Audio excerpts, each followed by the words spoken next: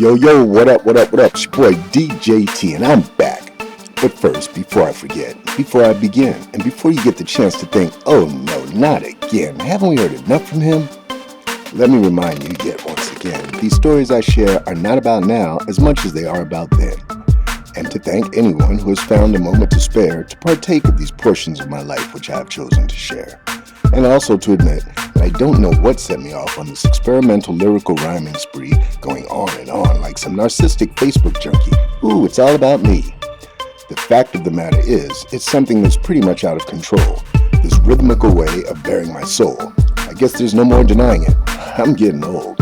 Isn't that what people do when they reach a certain age? Sit around and say shit like, oh man, I remember back in the day. I guess I shouldn't feel too bad about moving on in my years, because there's nothing nicer than to reflect on how good it is to even still be here. What I mean to say is that, well, there was this one particular weekend. Yes, it was way back in the day. I'm pretty sure it was a Memorial Day. Well, a weekend that I will never forget. A weekend that could have easily ended in so much major regret. A weekend that I literally could have easily lost my life. This is about the very last time that I decided to drink and drive. I know that I said I like to keep my stories nice and light, but this is one you may not want to share with your kids before saying goodnight, but more so when they're wide awake, paying attention, and sitting upright. Now, the Friday of the weekend in question, I was chilling with my main man Steve, who informs me, I can't hang out tonight, man. In the morning I gotta leave. to go where? I asked, being the inquisitive guy that I am. To Texas with the wife and son just until Monday night. I wasn't going to go, but figured what the hell. It's just easier to avoid the inevitable fight. I said, yeah, I guess you're right. And he asked, So what are you going to get into tomorrow night? I have no plans at the moment, not sure what I'm going to do. I may just stay at home and save myself $1 or $2. Imagine that shit. A Saturday night, and I don't get out and holler at whoever, even for just a little bit. Yeah, that might happen.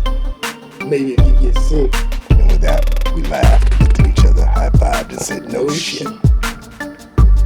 So Saturday afternoon, I decided it was time to get up, get dressed, get out, and get up on it, since I had wasted the better part of the day blazing on some major chronic. I'm talking Martin Lawrence trees. Shit had me saying, damn, don't you Shortly, I find myself at my favorite bar, Michael's. And at this time in my life, my drink of choice was shots of Jaeger, of which in about an hour I had 3. Hit a royal flush, tip DT a bill, and announced, hey, I'm headed to Mr. D's. I'll check you out later. A Saturday afternoon on a holiday weekend got the ooh-wee swirling around in my head. 3 shots of Jaeger so far, but this kid ain't no lightweight, please, about that make no mistake. I know myself just how much I can take, and at this point, I'm doing great.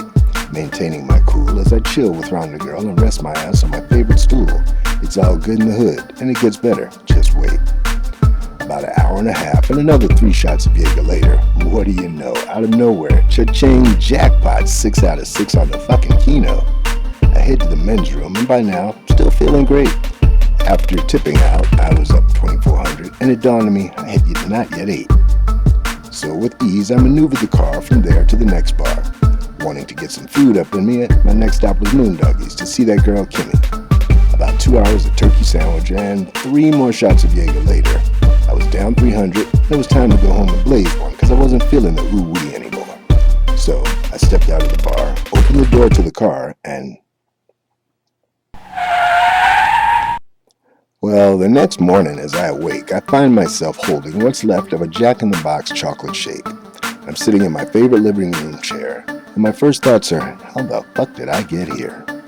As the fog in my head begins to clear, on the coffee table in front of me, enough Jack-in-the-Box to feed 3 people scattered everywhere, and I think to myself, damn, what the heck? And I reach up to find a piece of Jack's cheesecake stuck to my neck. I think to myself, the last thing I can remember was leaving the bar and... oh fuck, the car. I almost break my neck, racing to the front door, down the walkway to the parking lot, thinking to myself, oh no, please say it's not. And to my surprise, can you guess what I saw? The car was not only there, but it was backed into the correct space straighter than ever before. And as I moved in to make a closer inspection, I felt a chill run down my spine, and I prayed that no blood, no clothing, no brain matter in the grill would I find. Please, not even roadkill of any kind. And thankfully, the car was just fine. Now, as I stood in the shower, my thoughts I was trying to collect. But from the time I opened the door to the car to the time I woke up with a cheesecake on my neck, not one single minute of time in between could I even begin to recollect. Then, to make matters worse, the two other people who reside inside my head began to yell and curse.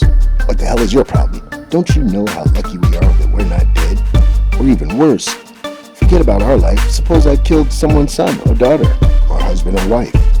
How could I ever live with myself knowing I had taken someone's life and have no memory of it at all? And then now have to go do jail life, doing time for ugly crime which I can't even remember. I'd be like, fuck it, I done touched hell twice. Now that was the very last time I ever got drunk and went for a drive, and probably one of the reasons that I'm even still alive. Because I think that it would be real sick to end up nothing more than a fucking statistic added in with the thousands of deaths that yearly are tallied up by the overworked folks at the National Traffic Safety Administration. And since that time, I always remember and I never forget. Man's got to know his limitations. And I'm out. Peace.